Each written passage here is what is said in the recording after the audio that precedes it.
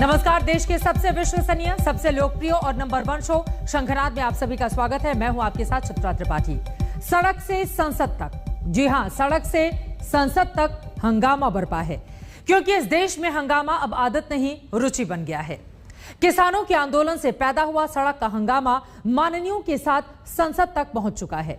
कृषि कानूनों पर शोर शराबे का पूरा साम्राज्य स्थापित हो गया है। आज राहुल गांधी ने किसानों के ट्रैक पर ट्रैक्टर चलाया तो हंगामा हो गया, लेकिन इन हंगामे के बीच किसान नेता राकेश टिकैत ने हंगामा खेज बयान दिया है। राकेश टिकैत ने कहा है कि दिल्ली की तर्ज पर अब वो लखनऊ का घेराव करेंगे। उन्होंने कहा कि सरकार जिस भाषा में समझेगी उसी भाषा में उसे समझाएंगे।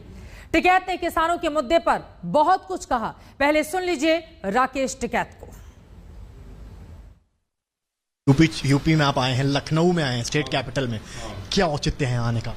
अच्छा, हम यहाँ के रहने वाले नहीं भाई, यहाँ पे चुनाव है, रहने वाले हैं।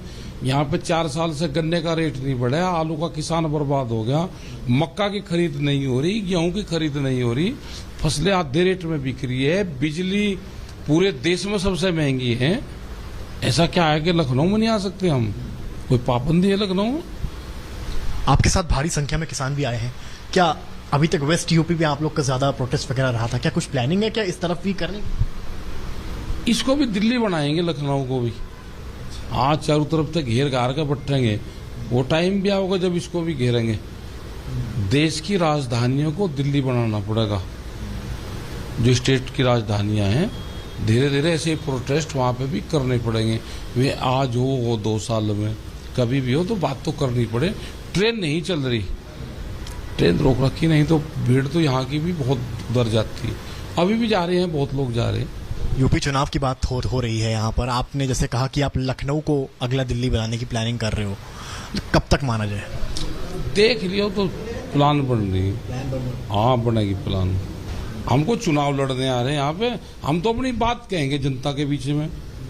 यहाँ पे मीटिंगें करेंगे। 5 सितंबर से मुजफ्फरनगर में बड़ी पंचायत होगी और उसके बाद में पूरे जिले वाइज, मंडल वाइज, गांव वाइज जो पॉलिसी है उसके बारे में बातचीत करेंगे। राकेश टिकैत खुद लीड करेंगे लखनऊ में, या राकेश टिकैत दिल्ली और वेस्ट यूपी से ही? तो यहाँ की जनता लीड कर लेगी, कोई कहने की थोड़ा जरूरत है।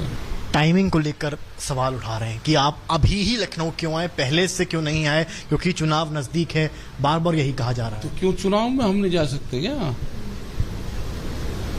भाई? जो आदमी जिस भाषा में